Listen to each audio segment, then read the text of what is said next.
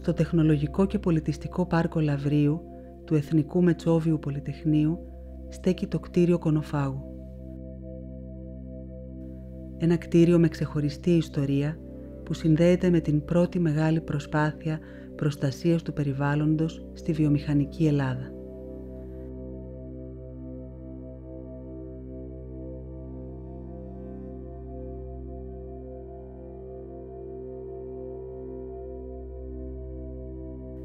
Κατασκευάστηκε το 1949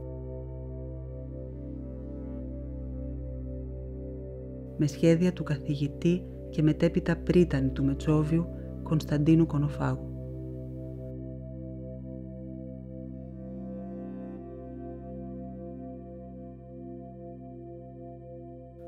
Ο σκοπός του ήταν πρωτοποριακός: να καθαρίζει τα καπναέρια του εργοστασίου της γαλλικής εταιρείας μεταλλίων Λαυρίου, συγκρατώντας το μόλιβδο και το αρσενικό που απειλούσαν την υγεία των εργαζομένων και το περιβάλλον.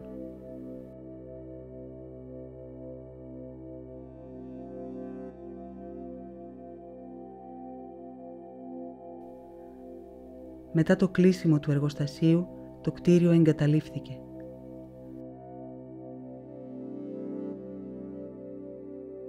Οι δεκαετίες που ακολούθησαν το μετέτρεψαν σε ερείπιο, ετοιμόρροπο, βαριά ρυπασμένο, αλλά πάντα φορτωμένο με τη μνήμη του παρελθόντος. Το 2022 ανατέθηκε στην κοινοπραξία Πολυέκο Καλύτεχνος το δύσκολο έργο της διάσωσης και απορρίπανσης του. Η πρόκληση ήταν τεράστια.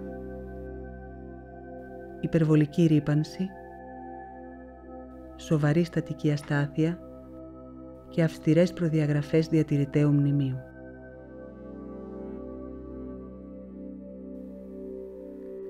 Το έργο εκτελέστηκε σε συνεργασία με την Επιστημονική Επιτροπή του Εθνικού Μετσόβιου Πολυτεχνείου που συστάθηκε για το σκοπό αυτό.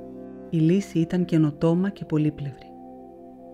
Στο κτίριο έγιναν αρχικά εκτεταμένες εργασίες αντιστήριξης, ενώ παράλληλα καλύφθηκε με ειδική κατασκευή πολυεθυλενίου σαν μια φούσκα που το απομόνωσε από το περιβάλλον.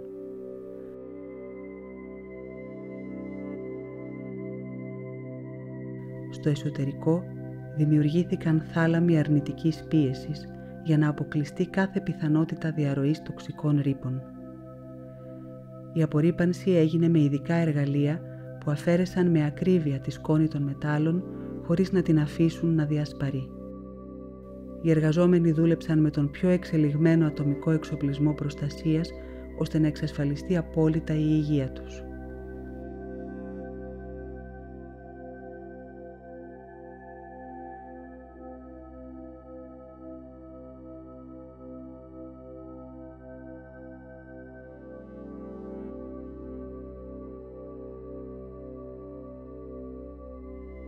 Παράλληλα, το κτίριο ενισχύθηκε στατικά με τρόπο που σεβάστηκε το μνημειακό του χαρακτήρα.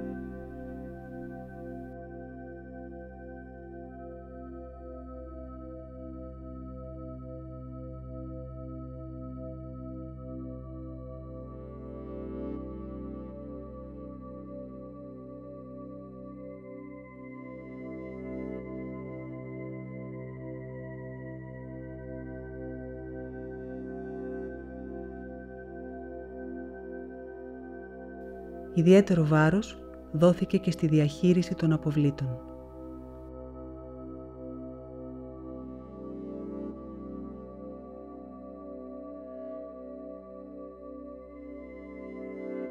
Ο υπόγειος χώρος του πάρκου που είχε κατασκευαστεί ειδικά για το σκοπό αυτό συνιστά έναν μοναδικό πρότυπο χώρο αποθήκευσης επικινδύνων αποβλήτων, τον μόνο που λειτουργεί σήμερα στην Ελλάδα.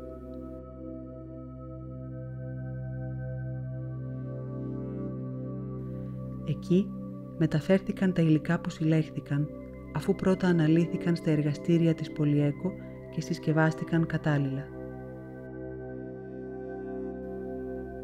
Ο χώρος εξοπλίστηκε με σύγχρονα συστήματα, ώστε να μπορεί να υποστηρίξει και μελλοντικές εργασίες ανασυσκευασίας αποβλήτων, πάντα σε πλήρως ελεγχόμενες συνθήκες.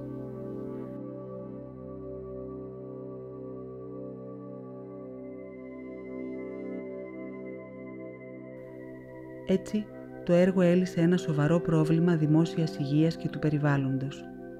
Παράλληλα, αναπτύχθηκε τεχνογνωσία πολύτιμη για το μέλλον σε κρίσιμους περιβαλλοντικούς τομείς. Σήμερα, το κτίριο Κονοφάγου παραδίδεται ξανά, αναστηλωμένο, ασφαλές, καθαρό.